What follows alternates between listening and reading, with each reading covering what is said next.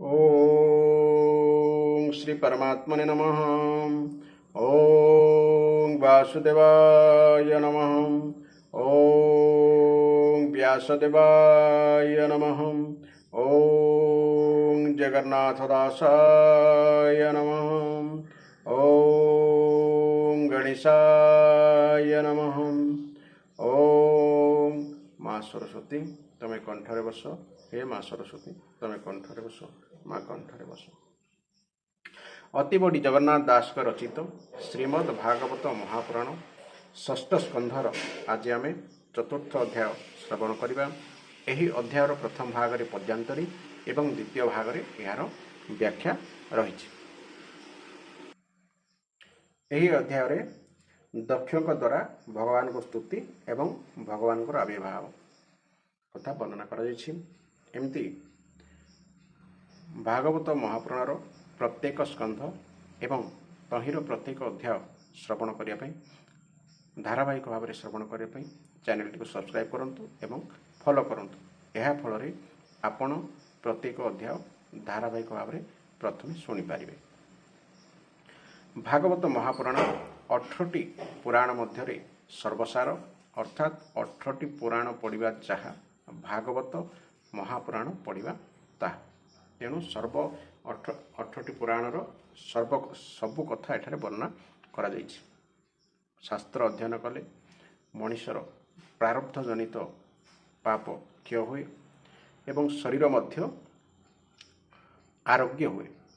प्रारब्ध जनित जहाँ आम आम शरीर रोग कष्ट भोग करुए ताहा मध्य आस्ते आस्ते आस्ते दूरे जाए। एक कथा श्रद्धार कथा, विश्वासर कथा, अनुभवर कथा। तेणु विश्वास से मिल हरी विश्वास कले आम सबकि पाइपर। आदि कहवा शास्त्र अध्ययन कर रोग भल हो जाए एक अश्रद्धार कथा। तेज आरंभ करवा चतुर्थ अध्याय।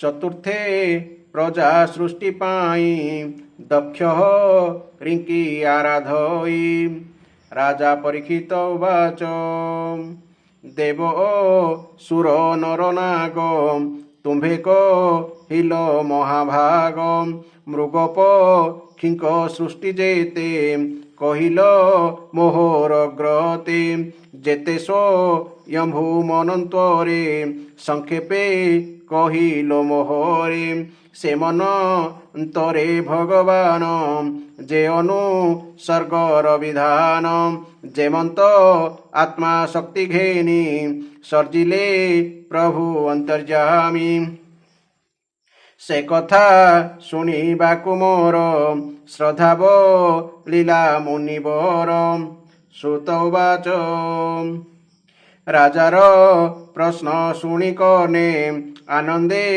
हरष बदने भमुनि गणे शुणता नृपे कहिले सुक जाहा श्री शुकवाच जेबे प्रचेता भाई दश समुद्र उठी दश दिश चाहिले बहु द्रुममान पृथ्वी कला आच्छादन।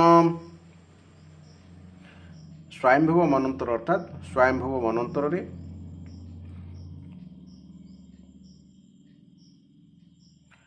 वृक्षमानंकु देखि डोले तपेदी पीत कोपानले मुखरु अग्नि वायु दुई सर्जिले वृक्ष क्षय पाई पवन अग्नि रे दहन वृक्ष हो इले जहु क्षीण ता देखी शुण परीक्षित चंद्र हो इले उपगत क्रोधसा तना करिबारे ताकु बो इले सुधा करे भोस्वामी माने तुम्भे शुण वृक्षे हो इले अति क्षीण दहन न करटियार तुम्भे जे पति प्रजांकर प्रजापतिंक पति हरि अव्यय पुरुष मुरारी औषधि वनस्पति जेते तारस चिराय जगति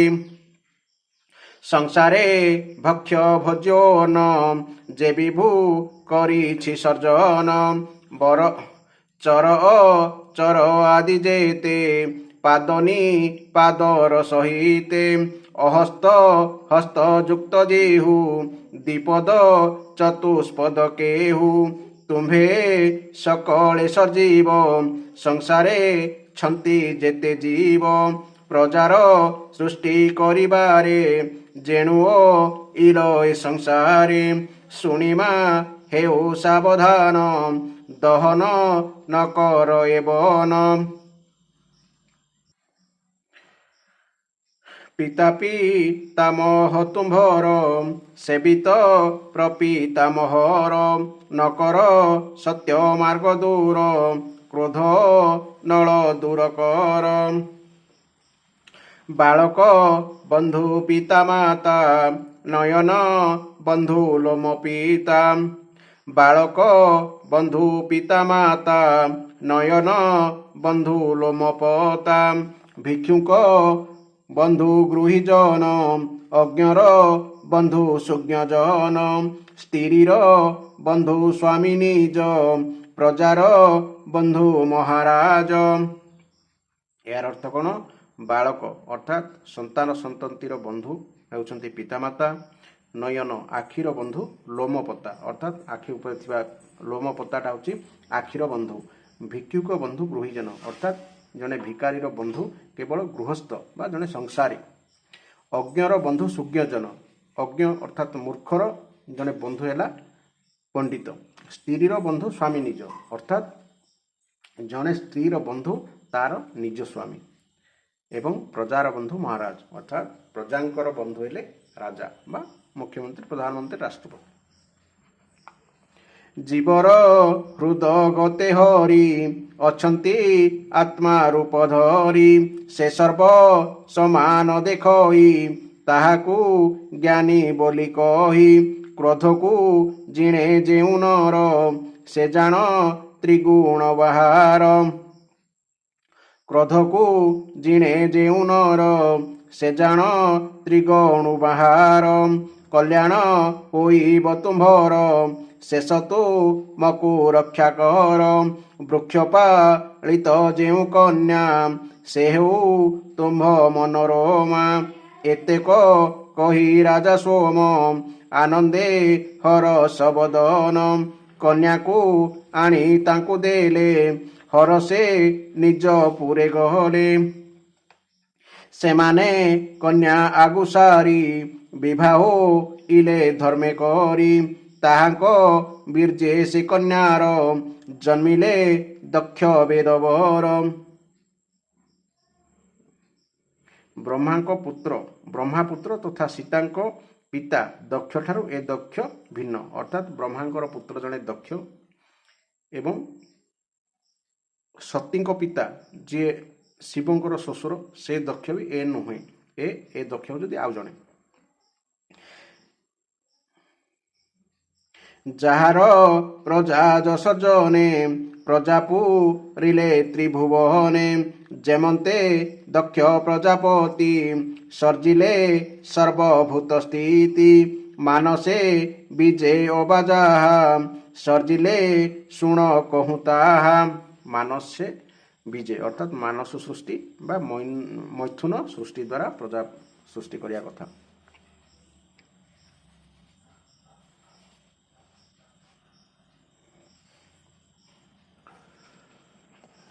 ପ୍ରଥମେ ମନୁ କଲା ଜାତ ସେ ପ୍ରଜାପତି ଲୋକନାଥ ଦେବ ସୁର ନର ଆଦି ଆକାଶ ଜଳ ସ୍ଥଳ ସିରି ପ୍ରଜା ବୃଦ୍ଧି ଦେଖି ଦକ୍ଷ ମନରେ କଲେ ଅତି ଦୁଃଖ ବିନ୍ଧ୍ୟ ପର୍ବତକୁ ସେ ଯାଇ ତପ ଆରମ୍ଭ କଲେ ତହିଁ ତକ୍ଷଣେ କରି ଆଚମନ ଯେ ତୀର୍ଥ ଅଘମର କ୍ଷଣ ଯେ ତୀର୍ଥ ଅଘମର ଶଣ ଯାହାର ଜଳ ସ୍ପର୍ଶରେ ସକଳ ପାପ ଯାଇ ଦୂରେ ତହିଁ ବସିଲେ ତପ କରି ତୋଷିଲେ ପ୍ରଭୁ ନରହରି ଏହି ସ୍ତବରେ କଲେ ସ୍ତୁତି जेणे प्रसन श्रीपति।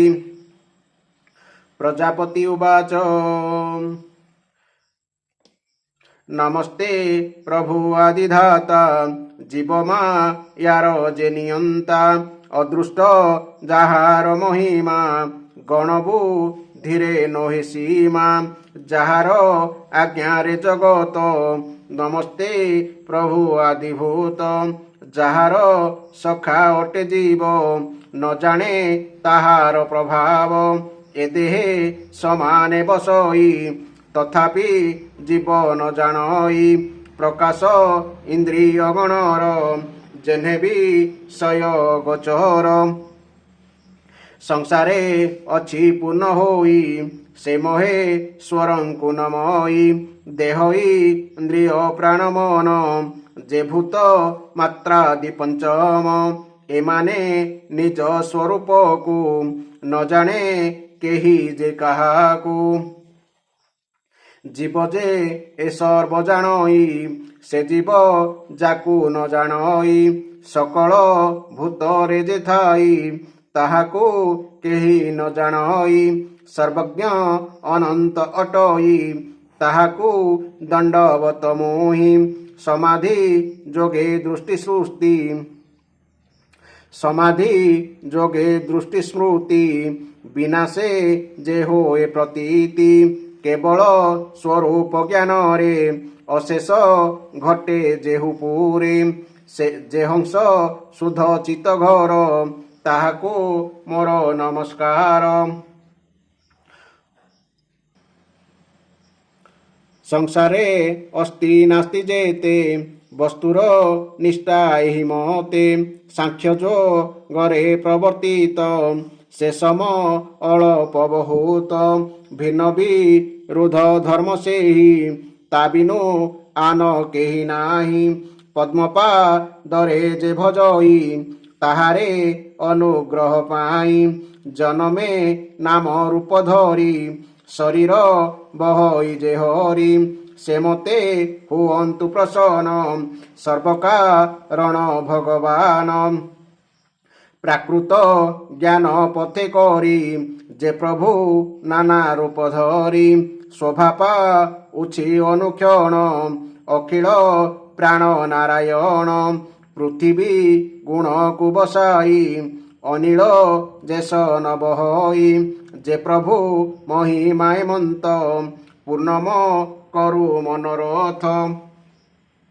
श्री शुक उवाच एमते दक्ष स्तुति शुणी प्रसन्न होई चक्रपाणी तक्षणे अघमर शणे आसिमी लीरे नारायणे सुणहे कुरु नृपवर भक्तव छल चक्रधर आरोही जान खगराज लंब सुंदर अष्टभुज शंख चक्र चर्म खड़ग गदाओ सिपाश सारंग धरिण छन्ति अष्टकर अद्भुत रूप मनोहर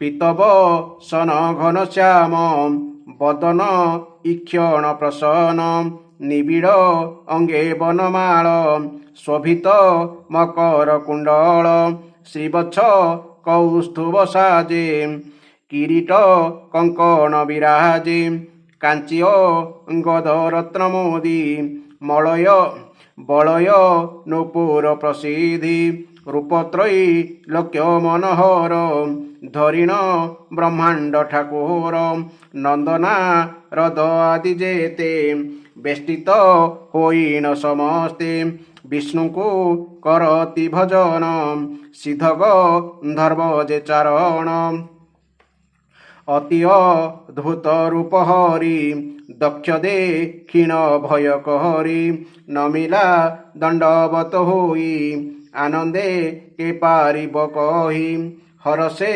विह्वलित मन मुखरु न स्फुरे वचन इंद्रियं करे पूर्ण मन निर्झरे ह्रादिनी जे सहन ह्रादिनी माने नदी ମୋର ଭକତ ପ୍ରଜା କାମ ଏମନ୍ତ ଜାଣି ଭଗବାନ ସକଳ ପ୍ରାଣୀଙ୍କର ମନ ଜାଣନ୍ତି ପ୍ରଭୁ ଭଗବାନ ପ୍ରଜାପତିଙ୍କି ଚାହିଁ ହରି କିଛି ବୋଇଲେ ଦୟା କରି। ଶ୍ରୀ ଭଗବାନ ବାଚ ହେ ପ୍ରାଚେ ତସ ମହାଭାଗ ତୁମ୍ଭରେ ମୋର ଅନୁରାଗ ଯେଣୁ ଭକତି ଦୃଢ଼ ମନେ ଭଜିଲ ମୋହର ଚରଣେ ଯେଣୁ ତ ତପ ଜନହିତ ପ୍ରସନ୍ନ ହେଲୁ ପ୍ରଜାନାଥ ଭକତ ମାନଙ୍କ ସମ୍ପତ୍ତି ନିରତେ ମନେ ମୁହିଁ ଚିନ୍ତି ବ୍ରହ୍ମାଶଙ୍କର ମନୋବର ତୁମ୍ଭେ ଇନ୍ଦ୍ରାଦି ଦେବବର ଉଦ୍ଭବ ପ୍ରାଣୀ ମାନଙ୍କର ତୁମ୍ଭେ ଯେ ବିଭୂତି ମୋହର ତପସ୍ୟା ମୋହର ହୃଦୟ ବେଦ ବେଦାଙ୍ଗ ମୋର ଦେହ କ୍ରିୟା କୃତି ମୋର ଜାଣ ଯଜ୍ଞ ମୋହର ଅଙ୍ଗମାନ ମୋହର ଆତ୍ମା ଧର୍ମ ଜାଣ ଦେବତା ମାନେ ମୋର ପ୍ରାଣ ବାହ୍ୟ ଅନ୍ତରେ ମୁହିଁ ଥାଇ ସକଳ ଆଦି ଭୂତ ମୁହିଁ ସଂସାରେ ସର୍ବରୂପ ହୋଇ ଅବ୍ୟକ୍ତ ରୂପେ ମୁହିଁ ଥାଇ ନାମରେ ଅବଶେଷ ହୋଇ ମତହୁଁ ଅନ୍ୟ କେହି ନାହିଁ ଅନନ୍ତ ଗୁଣେ ମୁଁ ଅନନ୍ତ ମୋର ଗୁଣରେ ହୋଇଜାତ ଗୁଣ ଶରୀରକୁ ଧଇଲେ ସ୍ୱୟମ୍ଭୁ ଦେହକୁ ପାଇଲେ ସ୍ୱୟମ୍ଭୁ ମାନେ ବ୍ରହ୍ମା ସ୍ୱୟମ୍ଭୁ ସୃଜନେ ସଂସାର ନ ଦେଖି ସମର୍ଥ ଆତ୍ମାର ସୃଷ୍ଟି କରିବା ଚିତେ ଧରି ଉଦ୍ୟମ ମୋର ବଳେ କରି ବୋଇଲୁ ଆମ୍ଭ ବାକ୍ୟ କର ଘୋର ତପସ୍ୟାକୁ ଆଚର ସୃଷ୍ଟି କରତା ତୁମ୍ଭେ କାହିଁ ତପର ବଳେ ସୃଷ୍ଟି ହୋଇ ପଞ୍ଚଜ ନର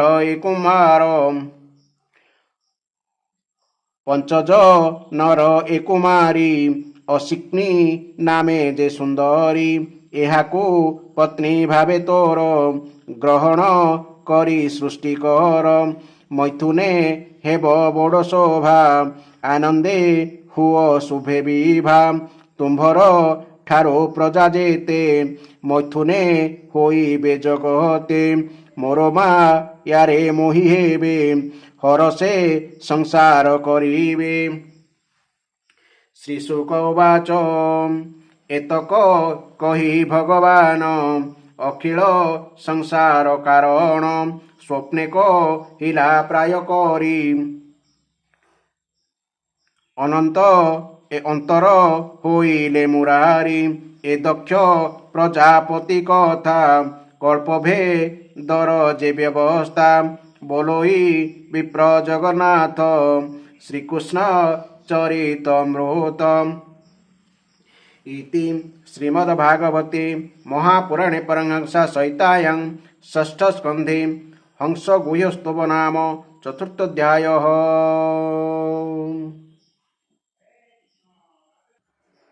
ହରେ କୃଷ୍ଣ। ବର୍ତ୍ତମାନ ଏହି ଅଧ୍ୟାୟରେ ଆମେ ବ୍ୟାଖ୍ୟା ଶ୍ରବଣ କରିବା। ରାଜା ପରୀକ୍ଷିତ ପଚାରିଲେ ଭଗବାନ ସ୍ୱୟଂଭୁବ ମନ୍ୱନ୍ତରରେ ଦେବତା ଅସୁର ମନୁଷ୍ୟ ସର୍ପ ଓ ପଶୁପକ୍ଷୀ ଆଦିଙ୍କର କିପରି ସୃଷ୍ଟି ହୋଇଥିଲା ତାହା ଆପଣ ତୃତୀୟ ସ୍କନ୍ଧରେ ସଂକ୍ଷେପରେ କହିଦେଲେ। ମୁଁ ସେ ବିଷୟରେ ଟିକେ ବିସ୍ତୃତ ଭାବରେ ଜାଣିବାକୁ ଚାହୁଁଛି। ଯେଉଁ ଭଗବାନ ପ୍ରକୃତି ଆଦି କାରଣମାନଙ୍କର ମଧ୍ୟ ପରମ କାରଣ ସେ ତାଙ୍କର ଯେଉଁ ଶକ୍ତି ଦ୍ୱାରା ଓ ଯେପରି ଭାବରେ ପରବର୍ତ୍ତୀ ସୃଷ୍ଟି କରନ୍ତି ତାହା ଜାଣିବାକୁ ମଧ୍ୟ ମୋର ଇଚ୍ଛା ହେଉଛି। ଶ୍ରୀ ସୁତ ମହାରାଜ କହିଚାଲିଲେ ହେ ସନକ ଆଦି ଋଷିଗଣ ପରମ ଯୋଗୀ ବ୍ୟାସନନ୍ଦନ ଶ୍ରୀ ସୁକଦେବ ରାଜର୍ଷି ପରୀକ୍ଷିତଙ୍କର ଏହି ସୁନ୍ଦର ପ୍ରଶ୍ନଟି ଶୁଣି ତାଙ୍କୁ ଅଭିନନ୍ଦନ ଜଣାଇଲେ ଏବଂ କହିଲେ। ଶ୍ରୀ ସୁକଦେବ କହିଲେ ରାଜା ପ୍ରଚିନ୍ନର ବହିଙ୍କର 10 ଜଣ ପୁତ୍ର ଥିଲେ। ସେମାନଙ୍କୁ ପ୍ରଚେତା ନାମ ଦିଆଯାଇଥିଲା। ସେମାନେ ସମୁଦ୍ରରୁ ବାହାରି ଦେଖିଲେ ଯେ ସେମାନଙ୍କର ପିତା ନିବୃତ୍ତି ପରାୟଣ ହୋଇଯିବାରୁ ସମଗ୍ର ପୃଥିବୀ ବୃକ୍ଷମୟ ହୋଇଯାଇଛି। ଏହି ପ୍ରଚେତା ମାନେ 10 ବର୍ଷ କାଳ ତପସ୍ୟା କଲେ। 10 ବର୍ଷ ଯେତେବେଳେ ତପସ୍ୟା ସାରିଲେ ସେତେବେଳେ ଆସିକି ଦେଖିଲା ବେଳକୁ ପୃଥିବୀ ବୃକ୍ଷମାନ ଏବଂ ବୃକ୍ଷମାନଙ୍କ ଦ୍ୱାରା ଘଞ୍ଚ ଜଙ୍ଗଲରେ ପରିଣତ ହୋଇଯାଇଥିଲା। ସେମାନଙ୍କର ବୃକ୍ଷମାନଙ୍କ ଉପରେ ବଡ଼ କ୍ରୋଧ ହେଲା। ସେମାନଙ୍କର ତପୋବଳ ଓ କ୍ରୋଧ ଅଗ୍ନିରେ ଆହୁତି ଢାଳିଦେଲା। ଏଥର ସେମାନେ ବୃକ୍ଷ ସବୁକୁ ଜାଳି ଦେବା ନିମନ୍ତେ ନିଜ ମୁଖରୁ ବାୟୁ ଓ ଅଗ୍ନି ସୃଷ୍ଟି କରିଦେଲେ। ହେ ପରୀକ୍ଷିତ, ସେହି ଅଗ୍ନି ଓ ବାୟୁ ବୃକ୍ଷମାନଙ୍କୁ ଜାଳି ଦେବାକୁ ଲାଗିଲା। ଏହା ଦେଖି ବୃକ୍ଷମାନଙ୍କର ରାଜାଧିରାଜ ଚନ୍ଦ୍ର ସେମାନଙ୍କର କ୍ରୋଧ ଶାନ୍ତ କରିବା ନିମନ୍ତେ କହିଲେ, ହେ ମହାଭାଗ୍ୟବାନ ପ୍ରଚେତାଗଣ, ବୃକ୍ଷମାନେ ହେଉଛନ୍ତି ଅତ୍ୟନ୍ତ ଦୀନ ଅର୍ଥାତ୍ ଅସହାୟ। ଆପଣମାନେ ସେମାନଙ୍କ ପ୍ରତି ଦ୍ରୋହ କରନ୍ତୁ ନାହିଁ, କାରଣ ସମସ୍ତେ ଜାଣନ୍ତି ଯେ ଆପଣମାନେ ହେଉଛନ୍ତି ପ୍ରଜାପତି। ଆପଣମାନେ ପ୍ରଜାମାନଙ୍କର ଅଭିବୃଦ୍ଧି କରିବାକୁ ଚାହୁଁଛନ୍ତି। ହେ ପ୍ରଚେତାଗଣ, ପ୍ରଜାପତିମାନଙ୍କର ଅଧିପତି ଅବିନାଶୀ ଭଗବାନ ଶ୍ରୀହରି ପ୍ରଜାମାନଙ୍କର ମଙ୍ଗଳ ନିମନ୍ତେ ତଥା ସେମାନଙ୍କ ଖାଦ୍ୟପେୟ ନିମନ୍ତେ ହିଁ ସକଳ ବୃକ୍ଷଲତା ଓ ଔଷଧିମାନ ସୃଷ୍ଟି କରିଛନ୍ତି।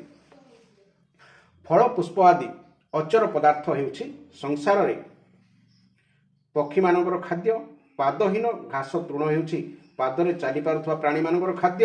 ହସ୍ତହୀନ ବୃକ୍ଷଲତା ହେଉଛନ୍ତି ହସ୍ତ ଥିବା ପ୍ରାଣୀମାନଙ୍କର ଖାଦ୍ୟ ଏବଂ ଧାନ ଗହମ ଆଦି ଅନ୍ନ ହେଉଛି 2 ପାଦ ଥିବା ମନୁଷ୍ୟମାନଙ୍କର ଖାଦ୍ୟ। ଚତୁଷ୍ପଦ ବଳଦ ଗାଈ ଓ ଓଟ ପ୍ରଭୃତି ହେଉଛନ୍ତି କୃଷି ଆଦି ଦ୍ୱାରା ଅନ୍ନ ଉତ୍ପାଦନ କର୍ମରେ ସହାୟକ ପ୍ରାଣୀ।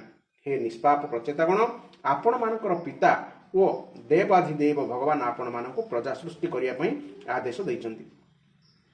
ଏପରି ସ୍ଥିତିରେ ଆପଣମାନେ ବୃକ୍ଷମାନଙ୍କୁ ଜାଳି ପୋଡ଼ି ମାରିଦେବାଟା କ'ଣ ଉଚିତ ହେବ? ତେଣୁ କ୍ରୋଧ ଶାନ୍ତ କରନ୍ତୁ ଏବଂ ଆପଣମାନଙ୍କର ପିତା ପିତାମହ ପ୍ରପିତାମହ ପ୍ରଭୃତି ଯେଉଁ ମାର୍ଗ ଅନୁସରଣ କରିଥିଲେ ଆପଣମାନେ ମଧ୍ୟ ସେହି ସତ୍ପୁରୁଷମାନଙ୍କର ମାର୍ଗ ଅନୁସରଣ କରନ୍ତୁ। ଶୁଣନ୍ତୁ, ବାଳକ ବନ୍ଧୁ ପିତା ମାତା ନୟନ ବନ୍ଧୁ ଆଖିପତା ଭିକ୍ଷୁକ ବନ୍ଧୁ ଗୃହୀଜନ ଅଜ୍ଞର ବନ୍ଧୁ ସୁଜ୍ଞଜନ ସ୍ତ୍ରୀର ବନ୍ଧୁ ସ୍ୱାମୀ ନିଜ ପ୍ରଜାର ବନ୍ଧୁ ମହାରାଜ। ତେଣୁ ପ୍ରଜାଙ୍କର ରକ୍ଷଣ ଓ ହିତ ସାଧନ କରିବା ରାଜାଙ୍କର କର୍ତ୍ତବ୍ୟ। ହେ ପ୍ରଚେତାଗଣ, ସକଳ ପ୍ରାଣୀଙ୍କ ହୃଦୟରେ ସର୍ବଶକ୍ତିମାନ ଭଗବାନ ଆତ୍ମା ରୂପରେ ବିରାଜମାନ ହୋଇଛନ୍ତି।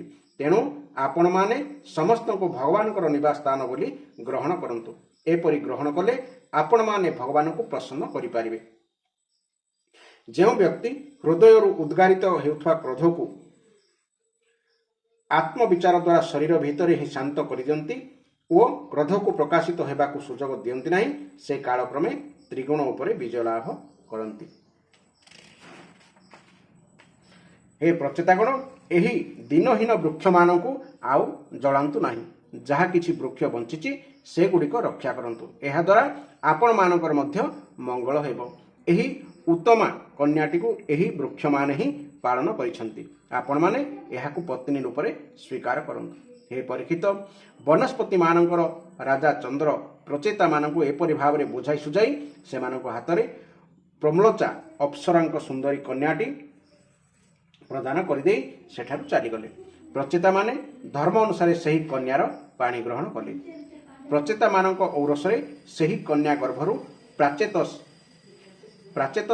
ଦକ୍ଷ ଉତ୍ପନ୍ନ ହେଲେ। ଦକ୍ଷଙ୍କ ଦ୍ୱାରା ପ୍ରଜା ସୃଷ୍ଟି ହେବାରୁ ପ୍ରଜାମାନଙ୍କ ଦ୍ୱାରା 3 ଲୋକ ପୂର୍ଣ୍ଣ ହୋଇଗଲା। ଦକ୍ଷ ନିଜ କନ୍ୟାମାନଙ୍କୁ ବହୁତ ସ୍ନେହ କରୁଥିଲେ। ସେ ନିଜର ମାନସିକ ସଂକଳ୍ପ ତଥା ବୀର୍ଯ୍ୟ ଦ୍ୱାରା ଯେଉଁ ବିବିଧ ପ୍ରାଣୀ ସୃଷ୍ଟି କଲେ ତାହା ମୁଁ ତୁମକୁ ଶୁଣାଉଛି, ମନ ଦେଇ ଶୁଣ। ହେ ପରୀକ୍ଷିତ, ପ୍ରଥମେ ପ୍ରଜାପତି ଦକ୍ଷ ମାନସିକ ସଂକଳ୍ପ ଦ୍ୱାରା ଜଳ ସ୍ଥଳ ଓ ଆକାଶରେ ରହୁଥିବା ଦେବତା ଅସୁର ମନୁଷ୍ୟ ଆଦି ପ୍ରଜାଙ୍କୁ ସୃଷ୍ଟି କଲେ। କିନ୍ତୁ ସେହି ସୃଷ୍ଟି ନ ବଢ଼ିବା ଦେଖି ସେ ଯାଇ ବିନ୍ଧ୍ୟାଚଳ ନିକଟବର୍ତ୍ତୀ ପର୍ବତରେ ଘୋର ତପସ୍ୟା କଲେ। ସେଠାରେ ଅଘମର୍ଷଣ ନାମକ ଏକ ଅତ୍ୟନ୍ତ ଶ୍ରେଷ୍ଠ ତୀର୍ଥ ଅଛି। ସେହି ତୀର୍ଥ ସକଳ ପାପ ଧୋଇଦିଏ। ପ୍ରଜାପତି ଦକ୍ଷ ଉକ୍ତ ତୀର୍ଥରେ ତ୍ରିକାଳ ସ୍ନାନ କରି ତପସ୍ୟା ଦ୍ୱାରା ଭଗବାନଙ୍କୁ ଆରାଧନା କରିବାରେ ଲାଗି ରହିଲେ। ସେଠାରେ ସେ ଇନ୍ଦ୍ରିୟାତୀତ ଭଗବାନଙ୍କୁ ହଂସଗୁହ୍ୟ ନାମକ ସ୍ତୋତ୍ରରେ ସ୍ତୁତି କରିଥିଲେ। ତେଣୁ ପ୍ରଭୁ ତାଙ୍କ ଉପରେ ସନ୍ତୁଷ୍ଟ ହୋଇଗଲେ। ମୁଁ ତୁମକୁ ସେହି ସ୍ତୁତିଟି ଶୁଣାଉଛି, ଯେଉଁଟାକି ହଂସଗୃହ୍ୟ ସ୍ତୁତି ନାମରେ ପରିଚିତ। ଦକ୍ଷ ପ୍ରଜାପତି ସ୍ତୁତି କଲେ କାହାକୁ? ଭଗବାନଙ୍କୁ। କ'ଣ ବୋଲି? ହେ ଭଗବାନ, ଆପଣଙ୍କର ଜ୍ଞାନ ଓ ଚିତ୍ ଶକ୍ତି ଅମୋଘ। ଆପଣ ହେଉଛନ୍ତି ଜୀବ ଓ ପ୍ରକୃତିର ଅତୀତ। ପୁଣି ଆପଣ ସେମାନଙ୍କର ନିୟନ୍ତା ଓ ସତ୍ତା ସ୍ଫୂର୍ତ୍ତିଦାତା। ଯେଉଁ ଜୀବମାନେ ତ୍ରିଗୁଣମୟୀ ସୃଷ୍ଟିକୁ ହିଁ ବାସ୍ତବିକ ସତ୍ୟ ବୋଲି ଧରି ବସିଛନ୍ତି, ଆପଣଙ୍କର ସ୍ୱରୂପ ହେଉଛି ସେମାନଙ୍କର ଅଗୋଚର, କାରଣ ଆପଣଙ୍କର କୌଣସି ଅବଧି ବା ସୀମା ନାହିଁ। ଆପଣ ସକଳ ପ୍ରକାର ପ୍ରମାଣର ଅତୀତ। ଆପଣ ହେଉଛନ୍ତି ସ୍ୱୟଂ ପ୍ରକାଶ ଓ ପରାତ୍ପର। ମୁଁ ଆପଣଙ୍କୁ ନମସ୍କାର କରୁଛି। ଦେଖିବାକୁ ଗଲେ ତ ଜୀବ ଓ ଈଶ୍ୱର ହେଉଛନ୍ତି ଏକ ଆରେକ ସଖା ଏବଂ ଦୁହେଁ ଏହି ଶରୀରରେ ଏକାଠି ରହିଛନ୍ତି। କିନ୍ତୁ ରୂପ, ରସ, ଗନ୍ଧ ଆଦି ବିଷୟ ଯେପରି ସେମାନଙ୍କୁ ପ୍ରକାଶିତ କରୁଥିବା ନେତ୍ର, ଘ୍ରାଣ ଆଦି ଇନ୍ଦ୍ରିୟମାନଙ୍କୁ ଜାଣନ୍ତି ନାହିଁ, ଜୀବ ସେହିପରି ସର୍ବଶକ୍ତିମାନ ଆପଣଙ୍କର ସଖ୍ୟ ଭାବକୁ ଜାଣିପାରେ ନାହିଁ, କାରଣ ଆପଣ ହେଉଛନ୍ତି ଜୀବ ଓ ଜଗତର ଦ୍ରଷ୍ଟା, ଦୃଶ୍ୟ ନୁହନ୍ତି। ହେ ମହେଶ୍ୱର, ମୁଁ ଆପଣଙ୍କ ଶ୍ରୀଚରଣରେ ନମସ୍କାର କରୁଛି। ଦେହ, ମନ, ପ୍ରାଣ, ଇନ୍ଦ୍ରିୟ, ଅନ୍ତଃକରଣର ବିଭିନ୍ନ ବୃତ୍ତି, ପଞ୍ଚ ମହାଭୂତ ଏବଂ ପଞ୍ଚ ତନ୍ମାତ୍ର ଏ ସମସ୍ତେ ଜଡ଼ ହୋଇଥିବାରୁ କେହି ନିଜକୁ ଜାଣନ୍ତି ନାହିଁ କି ନିଜଠାରୁ ଅତୀତ ତତ୍ତ୍ୱକୁ ଜାଣନ୍ତି ନାହିଁ। କିନ୍ତୁ ଜୀବାତ୍ମା ନିଜ ସମେତ ଏସବୁକୁ ଜାଣିପାରେ ତଥା ତ୍ରିଗୁଣକୁ ବି ଜାଣିପାରେ। ତଥାପି ଏତେ ଜାଣି ମଧ୍ୟ ଜୀବ ଅନନ୍ତ ଓ ସର୍ବଜ୍ଞ ପରମାତ୍ମା ଜାଣିପାରେ ନାହିଁ। ତେଣୁ ହେ ମହାପ୍ରଭୁ, ମୁଁ ଆପଣଙ୍କୁ ସ୍ତୁତି କରୁଛି। ସମାଧି କାଳରେ ପ୍ରମାଣ, ବିକଳ୍ପ ଓ ବିପର୍ଯ୍ୟୟ ରୂପେ ବିବିଧ ଜ୍ଞାନ ଓ ସ୍ମରଣ ଶକ୍ତି ଲୋପ ପାଇଯାଉଥିବାରୁ ଏହି ନାମ ରୂପଧାରୀ ଜଗତକୁ ନିରୂପଣ କରୁଥିବା ମନ ବି ଉପରତ ହୋଇଯାଏ। ସେତେବେଳେ ମନ ନଥିଲେ ମଧ୍ୟ ଆପଣ କେବଳ ନିଜର ସଚ୍ଚିଦାନନ୍ଦମୟୀ ସ୍ୱରୂପ ସ୍ଥିତି ଦ୍ୱାରା ସ୍ୱୟଂ ପ୍ରକାଶିତ ହୋଇଥାନ୍ତି। ହେ ପ୍ରଭୁ, ଆପଣ ହେଉଛନ୍ତି ଶୁଦ୍ଧ ଏବଂ ଶୁଦ୍ଧ ହୃଦୟ ମନ୍ଦିର ହିଁ ହେଉଛି ଆପଣଙ୍କର ନିବାସ ସ୍ଥାନ। ଆପଣଙ୍କୁ ନମସ୍କାର। ଯାଜ୍ଞିକ ଲୋକମାନେ ଯେପରି କାଠରେ ପ୍ରଚ୍ଛନ୍ନ ହୋଇ ରହିଥିବା ଅଗ୍ନିକୁ ସାମିଧେନୀ ନାମକ 15ଟି ମନ୍ତ୍ର ଦ୍ୱାରା ପ୍ରକଟ କରାନ୍ତି, ଜ୍ଞାନୀ ପୁରୁଷମାନେ ସେହିପରି 27 ତତ୍ତ୍ୱମାନଙ୍କ ଭିତରେ ଗୂଢ଼ ଭାବରେ ଲୁଚି ରହିଥିବା ଆପଣଙ୍କୁ ନିଜର ଶୁଦ୍ଧ ବୁଦ୍ଧି ଦ୍ୱାରା ହୃଦୟ ଭିତରେ ହିଁ ଖୋଜି ବାହାର କରନ୍ତି। ଜଗତରେ ଯେତେ ବି ବିଭିନ୍ନତା ଦେଖାଯାଏ, ସେସବୁ ହେଉଛି ମାୟାର ହିଁ ଖେଳ। ମାୟାକୁ ନିଷେଧ କରିଦେଲେ କେବଳ ପରମ ସୁଖର ସାକ୍ଷାତକାର ସ୍ୱରୂପ ଆପଣ ହିଁ ଅବଶେଷ ରହିଯାଆନ୍ତି। କିନ୍ତୁ ଟିକେ ବିଚାର କରି ଦେଖିଲେ ଜଣାପଡ଼ିଯାଏ ଯେ ମାୟା ମଧ୍ୟ ଆପଣଙ୍କର ଶକ୍ତି। ତେଣୁ ସକଳ ନାମ ଓ ସମସ୍ତ ରୂପ ହେଉଛି ଆପଣଙ୍କର ହିଁ ନାମ ଓ ରୂପ। ହେ ପ୍ରଭୁ, ଆପଣ ମୋ ଉପରେ ପ୍ରସନ୍ନ ହୁଅନ୍ତୁ, ମୋତେ ଆତ୍ମାନନ୍ଦରେ ପୂର୍ଣ୍ଣ କରିଦିଅନ୍ତୁ। ହେ ପ୍ରଭୁ, ଯାହା କିଛି ବଚନରେ କୁହାଯାଏ ଅଥବା ଯାହା କିଛି ମନ, ବୁଦ୍ଧି ଓ ଇନ୍ଦ୍ରିୟମାନଙ୍କ ଦ୍ୱାରା ଗ୍ରହଣ କରାଯାଏ, ସେସବୁ ଆପଣଙ୍କର ସ୍ୱରୂପ ନୁହେଁ, କାରଣ ସେସବୁ ହେଉଛି ଗୁଣରୂପ। ଅଥଚ ଆପଣ ହେଉଛନ୍ତି ଗୁଣର ଉତ୍ପତ୍ତି ସ୍ଥାନ ଓ ପ୍ରଳୟର ଅଧିଷ୍ଠାନ। ଭଗବାନ, ଏହି ସମସ୍ତ ଜଗତ ଆପଣଙ୍କ ଭିତରେ ହିଁ ରହିଛି। ଏହା ଆପଣଙ୍କ ଠାରୁ ଉତ୍ପନ୍ନ ହୋଇଛି ଏବଂ ଆପଣ ଅନ୍ୟ କାହାର ସାହାଯ୍ୟ ନ ନେଇ ନିଜେ ନିଜ ଦ୍ୱାରା ଏହାକୁ ନିର୍ମାଣ କରିଛନ୍ତି। ଏହା ଆପଣଙ୍କର ସୃଷ୍ଟି ଓ ଆପଣଙ୍କର ନିମନ୍ତେ ସୃଷ୍ଟି ହୋଇଛି।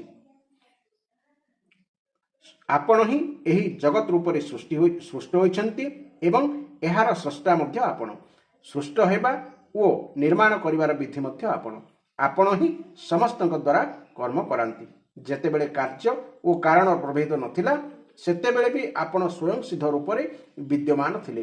ତେଣୁ ଆପଣ ସମସ୍ତଙ୍କର କାରଣ ମଧ୍ୟ। ଏହା ଧ୍ରୁବ ସତ୍ୟ ଯେ ଆପଣ ଜୀବ ଓ ଜଗତର ଭେଦରୁ ତଥା ସ୍ୱର୍ଗତ ଭେଦରୁ ମଧ୍ୟ ସର୍ବଦା ଅତୀତ। ଆପଣ ହେଉଛନ୍ତି ଏକ ଓ ଅଦ୍ୱିତୀୟ। ଆପଣ ସ୍ୱୟଂ ବ୍ରହ୍ମା। ଆପଣ ମୋ ଉପରେ ପ୍ରସନ୍ନ ହୁଅନ୍ତୁ। ହେ ପ୍ରଭୁ, ବାଦୀ ଓ ପ୍ରତିବାଦୀଙ୍କ ମଧ୍ୟରେ ତତ୍ତ୍ୱ ବିଷୟରେ ଯେଉଁ ବିବାଦ ଓ ସମ୍ବାଦ ହୁଏ, ଆପଣଙ୍କର ବିଭିନ୍ନ ଶକ୍ତି ହିଁ ହେଉଛି ସେସବୁର ବିଷୟ ଏବଂ ଆପଣ ହିଁ ସେମାନଙ୍କୁ ବାରମ୍ବାର ମୋହରେ ପକାଇ ଦିଅନ୍ତି। ଆପଣଙ୍କର ଅନନ୍ତ ଅପ୍ରାକୃତିକ କଲ୍ୟାଣମୟ ଗୁଣ ରହିଛି ଏବଂ ଆପଣ ହେଉଛନ୍ତି ସ୍ୱୟଂ ଅନନ୍ତ। ମୁଁ ଆପଣଙ୍କୁ ନମସ୍କାର କରୁଛି। ଭଗବାନ, ଆପଣ ପରବ୍ରହ୍ମ ସ୍ୱରୂପ। ଭକ୍ତି ଯୋଗୀମାନେ ଆପଣଙ୍କୁ ସଗୁଣ ସାକାର ରୂପରେ ଉପାସନା କରନ୍ତି ଏବଂ ସାଂଖ୍ୟ ଯୋଗୀ ନିର୍ଗୁଣ ନିରାକାର ରୂପରେ उपासना करती। एपरि भावरे दुई प्रणाली विराट प्रभेद रही सत, किंतु आपण हेउछंती एक ओ सम एवं समस्तଙ୍କର अनुकूल। तेणु ସେହି उभयଙ୍କୁ बा भक्ति योगी और सांख्य योगी को आपण परम ब्रह्म रूप में प्राप्त हुअନ୍ତି।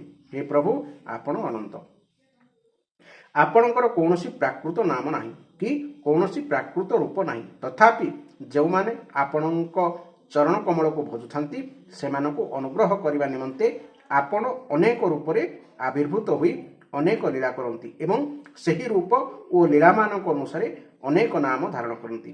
हे परमात्मा आपण मते कृपा करंतु। लोक मानकर उपासना प्राय साधारण प्रकार होइथे। तेणु वायु जेपरी फूलर गंध बहन करी सुगंधित बोध हुए अथच वास्तव में सुगंधित होई न थाए, आपण सेहीपरि समस्त हृदय रही सेमानकर भावना अनुसार सेमानकु भिन्न भिन्न देवता रूप में प्रतीत हुअନ୍ତି। एपरि भावरे समस्तଙ୍କର भावना को अनुसरण करिथुआ प्रभु मोर अभिलाष पूर्ण करंतु। श्री सुखदेव कहि चले, हे परीक्षित, विंध्याचलर अघमर्षण तीर्थरे रही प्रजापति दक्ष एपरि स्तुति करिबार भक्त वत्सल भगवान तांको सम्मुखरे प्रकट होइगले। सेतेबेले प्रभु गरुड़ंक कांधरे पाद रखिथांती। विशाल ओ हृष्टपुष्ट अष्टभुज भुज मानकरे धरिथांती शंख, चक्र, खड्ग, ढाल, शर, धनु, पाश ओ गदा। वर्षाकालीन मेघ सदृश श्याम सुंदर शरीर रे पीताम्बर शोभा पाउताए। प्रफुल्लित मुखमंडल, नयन जुगल कृपा कटाक्षर शोभा, बेकरे आजानुलंबित बनमाला, बक्षस्थले सुवर्ण रेखारूपर श्रीवत्स चिन्ह एवं गଳାରେ झलुसुଥାଏ कौस्तुभमणि। निज निज स्थान रे शोभा पाउथांती बहुमूल्य किरीट, कंकण, मकर कुंडल, कटिबंध, मुद्रिका ओ कड़ा। त्रिभुवनपति भगवान त्रैलोक्य विमोहन रूप धारण करिथांती। चारि पाखरे ठिया होइथांती नारद, नंद, सुनंद आदि पार्षद। स्तुतिगान करुथांती इंद्र आदि देवेश्वरगण एवं सिद्ध गंधर्व और चारण माने करुथांती भगवान गुणगान। सही अत्यंत आश्चर्यमय और अलौकिक रूप देखि दक्ष प्रजापति टिके चकित होइगले। प्रजापति दक्ष आनंद परिपूर्ण होई भगवान चरण रे साष्टांग प्रणाम कले। नदी जेपरी झरणार जल उछली उठे, तांकर प्रत्येक इंद्रिय सेहीपरि परमानंद परिपूर्ण होइगला एवं आनंद विभोर होई से किछि कहि पारिले नाही। हे परीक्षित, प्रजापति दक्ष अत्यंत नम्रतार सहित मथानत करी भगवान सम्मुखें ठिया होइगले। भगवान तो समस्त हृदय कथा जानती। से दक्ष प्रजापति भक्ति और प्रजावृद्धि कामना देखि तांकु कहिले। भगवान कहिले, परम भाग्यवान दक्ष, तुमर तपस्या सफल होइगला, कारण मते श्रद्धा करिया फल तुम हृदय मो प्रति परम प्रेम भाव उदय होइगला। हे प्रजापति, तुमे एही विश्वर वृद्धि निमंते जो तपस्या कल, मु सेथिमाई तुम उपरे प्रसन्न होइछि, कारण मोर इच्छा जे जगतर सकल प्राणी अभिवृद्ध और समृद्ध हुअन्तु। ब्रह्मा, शंकर, तुम परि प्रजापति, स्वयंभुव आदि मनु तथा इंद्रिय आदि देवेश्वर, ए समस्ते हेउछन्ति मोर विभूति। ए समस्ते प्राणी मानकर अभिवृद्धिकारी। ब्रह्मन तपस्या हेउछि मोर हृदय, विद्या मोर शरीर, कर्म मोर आकृति, यज्ञ मोर अंग, धर्म मोर मन एवं देवता माने हेउछन्ति मोर प्राण। जेतेबेले एही सृष्टि नथिला सेतेबेले केवल मु ही थिली, हेले थिली निष्क्रिय रूपरे। बाहरे भितरे कौनसी किछि भी नथिला। द्रष्टा बोली केही नथिले कि दृश्य बोली किछि नथिला। मु केवल ज्ञान स्वरूप एवं अव्यक्त भाव रही। जान जे सर्वत्र सुसुप्ति ही घोटी रही। प्रिय दक्ष, मु हेउछि अनंत गुणर आधार एवं मु स्वयं अनंत। जेतेबेले गुणमयी मायार आलोड़नरु एही ब्रह्मांड शरीर प्रकट हैला, सेतेबेले मोर इच्छारे आदि पुरुष ब्रह्मा उत्पन्न हेले। तापरे मु तांको भितरे शक्ति और चेतना संचार करिबारु देववर ब्रह्मा सृष्टि निर्माण करने को उद्यत हेले, किंतु से अनुभव कले जे से एही सृष्टि कार्य पाई असमर्थ। सेतेबेले मु तांका आज्ञा देली जे तप कर तबा तपस्या कर, ତେଣୁ ସେ ଘୋର ତପସ୍ୟା କଲେ ଏବଂ ସେହି ତପସ୍ୟାର ପ୍ରଭାବରେ ତୁମ 9 ଜଣ ପ୍ରଜାପତିଙ୍କୁ ସୃଷ୍ଟି କଲେ। ଏହା ଦେଖ, ଇଏ ହେଉଛନ୍ତି ପ୍ରଜାପତିଙ୍କର 5 ଜଣଙ୍କର କନ୍ୟା। ଏହାଙ୍କ ନାମ ହେଲା ଅଶିକ୍ନି। ତୁମେ ଏହାକୁ ପତ୍ନୀ ରୂପରେ ଗ୍ରହଣ କର। ଏଥର ତୁମେ ଗୃହସ୍ଥଚିତ ସ୍ତ୍ରୀ ସହବାସ ରୂପ ଧର୍ମ ପାଳନ କର। ଏହି ଅଶିକ୍ନି ମଧ୍ୟ ସେହି ଧର୍ମକୁ ଅଙ୍ଗୀକାର କରିବେ। ତୁମେ ଏହାଙ୍କ ଦ୍ୱାରା ବହୁ ସଂଖ୍ୟକ ପ୍ରଜା ଉତ୍ପନ୍ନ କରିପାରିବ। ହେ ପ୍ରଜାପତି, ଏ ପର୍ଯ୍ୟନ୍ତ ତ ମାନସୀ ସୃଷ୍ଟି ହୋଇସାରିଥିଲା। ଅର୍ଥାତ୍ ମାନସୀ ସୃଷ୍ଟି କ'ଣ? ମନରୁ। ପ୍ରଥମେ ପ୍ରଜା ବା ମନୁଷ୍ୟ ମନରୁ ସୃଷ୍ଟି ହୋଇଥିଲେ, ତାପରେ ତାହା ବୃଦ୍ଧି ପାଇନଥିଲା। ଏଣୁ ତାର ପରବର୍ତ୍ତୀ ପ୍ରଜା ଉତ୍ପନ୍ନ ସମ୍ବନ୍ଧୀୟ ପାଇଁ ଚେଷ୍ଟା ଚାଲିଥିଲା। କିନ୍ତୁ ତୁମ ପରେ ମୋ ମାୟାର ପ୍ରଭାବରେ ସ୍ତ୍ରୀ ପୁରୁଷ ସଂଯୋଗରୁ ହିଁ ସମସ୍ତ ପ୍ରଜା ଉତ୍ପନ୍ନ ହେବେ ଓ ମୋ ସେବାରେ ତତ୍ପର ରହିବେ। ଶ୍ରୀ ସୁଖଦେବ କହିଚାଲେ, ବିଶ୍ୱର ଜୀବନଦାତା ଭଗବାନ ଶ୍ରୀହରି ଏହିପରି କହି ଦକ୍ଷଙ୍କ ସମକ୍ଷରେ ହିଁ ସ୍ୱପ୍ନ ଭାଙ୍ଗିଯିବା ପରେ ସ୍ୱପ୍ନର ବସ୍ତୁ ଉଭେଇଗଲା ପରି ଭଗବାନ ଅନ୍ତର୍ଧ୍ୟାନ ହୋଇଗଲେ। ଏହି ଥିଲା ଏହି ଅଧ୍ୟାୟର ସୁନ୍ଦର ପଦ୍ୟାନ୍ତରୀ ଏବଂ ବ୍ୟାଖ୍ୟା ଏବଂ ଅନେକ ଶିକ୍ଷଣୀୟ ବସ୍ତୁ ମଧ୍ୟ। ତେଣୁ ଆପଣମାନେ ଏମିତି ଶ୍ରୀମଦ୍ ଭାଗବତ ମହାପୁରାଣର ପ୍ରତ୍ୟେକ ଅଧ୍ୟାୟ ଧାରାବାହିକ ଭାବରେ ଶୁଣିବା ପାଇଁ ଚ୍ୟାନେଲଟିକୁ ନିଶ୍ଚୟ ସବସ୍କ୍ରାଇବ୍ କରିବେ ଏବଂ ଫଲୋ କରିବେ। ଏହି ଅଧ୍ୟାୟଟି ଆପଣମାନେ ଶ୍ରବଣ କରିଥିବାରୁ ଭଗବାନ ଆପଣମାନଙ୍କୁ ଅଶେଷ କୃପା ପ୍ରଦାନ କରନ୍ତୁ। ଜୟ ଜଗନ୍ନାଥ, ଜୟ ଜଗନ୍ନାଥ, ଜୟ ଜଗନ୍ନାଥ, ଜୟ ଶ୍ରୀକୃଷ୍ଣ।